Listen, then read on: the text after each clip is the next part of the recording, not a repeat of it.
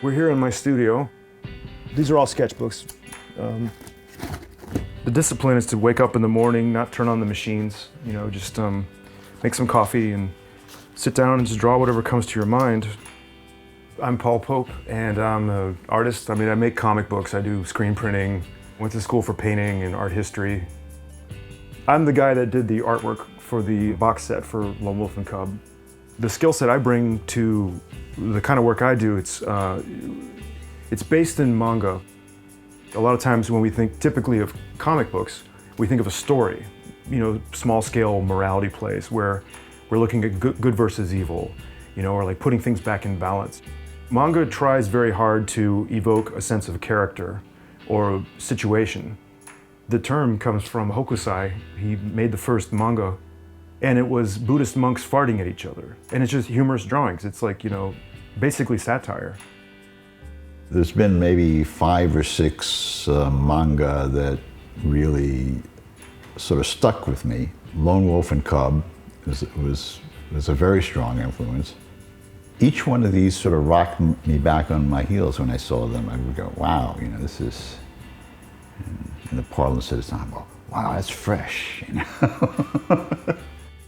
If you really look at something like Lone Wolf and Cub, it's not a story about samurais and blood splurts and things like that. It's really about a father and a son. That supersedes everything else about Lone Wolf and Cub. Lone Wolf and Cub really stands by itself. You really like and understand and identify with the characters. Sometimes the plots are kind of meaningless, but boy, does he nail these characters, and you really feel for that kid and admire the kid. A lot of people don't seem to get it. He's the star. I'm Larry Hama. I write, draw, edit, color, letter, comic books. This is a samurai job that I did for Bizarre Adventures, sort of a fantasy samurai story, very much informed by Lone Wolf and Cub. I've been in the racket almost 50 years, and I'm still cranking them out. In the early 70s, Neil Adams, who was a really terrific comic artist, started a studio on 48th Street, right off of Fifth Avenue, called Continuity Associates. He was partners with Dick Giordano. And it was sort of this atelier and a place where comic artists could go and hang out. Continuity Associates was around the corner from Rockefeller Center. And smack dab in the middle of Rockefeller Center, at that time, there was a store called Zen Books. I walked in there one day just blindly, and I realized that there's this whole Japanese comics concept and tradition that I knew nothing about, so I'm sort of blindly leafing through everything, and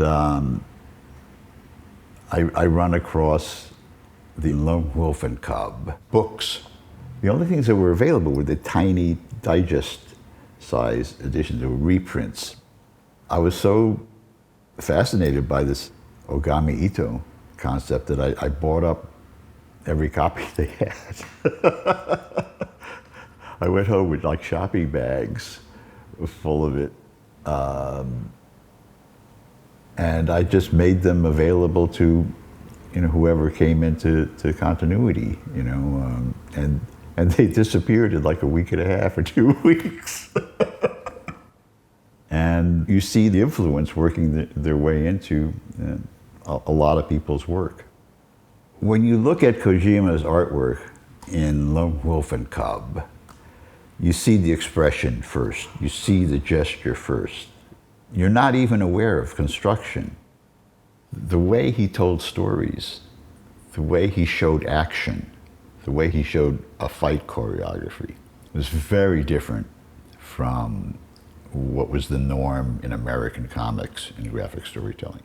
A lot of action stuff in American comics was more symbolic and balletic.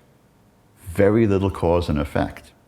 What I mean by cause and effect is that character A goes into a backhand and then follows through, and then you see what happens to character B.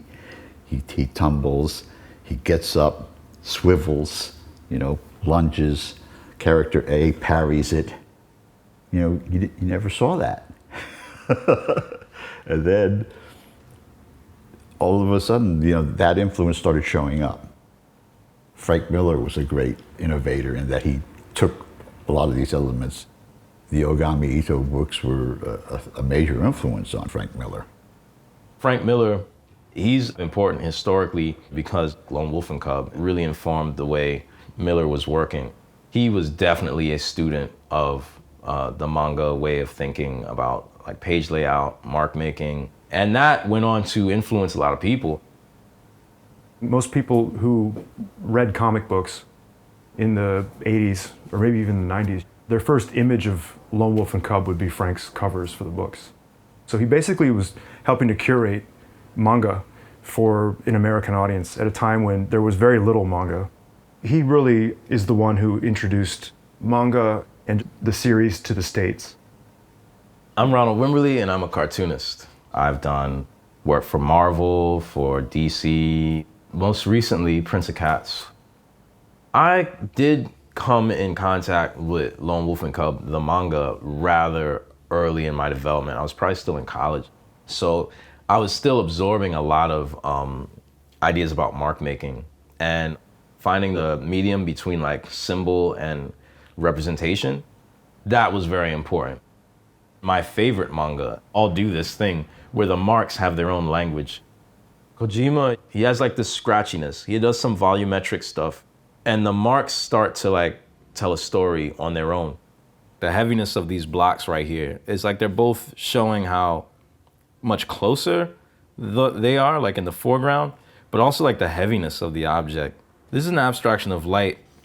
Like this is not describing anything except for like an idea, which is motion and action. His marks is very vigorous. You can see him moving, and that's a language, like that's saying something. The main character can feel the intent of someone before they strike. I feel like the brush sometimes can communicate that. One thing that's really special about the Grindhouse series of the films is that, as a fan of both, it's very satisfying to see the overlap between the visuals as they're shown in the manga with very iconic imagery and how those were done in color, no less, in the film. So it's very exciting, having read the manga, to see the films like in their entirety for the first time.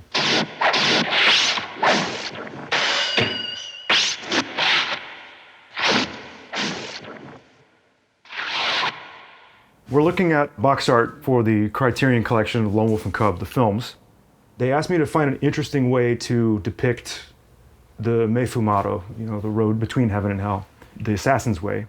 In the films, there's an iconic shot of the father and son walking in a white path between this kind of very old-fashioned looking, like fire and water. And so I thought, let's do something that evokes like classical Japanese printmaking, but let's go total Grindhouse and like just they're walking on a road of bodies.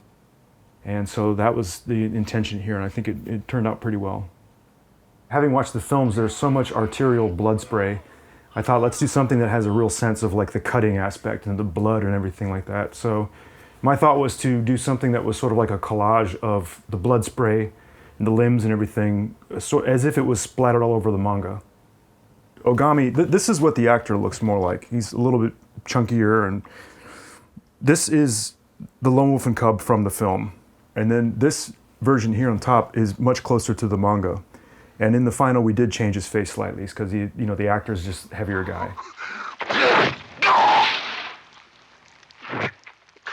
For the young people discovering Lone Wolf and Cub for the first time, I would hope it would be the equivalent of discovering Sergio Leone for the first time, or John Ford, or Eisenstein. You're looking at the work of auteurs, and this is like one of the classics.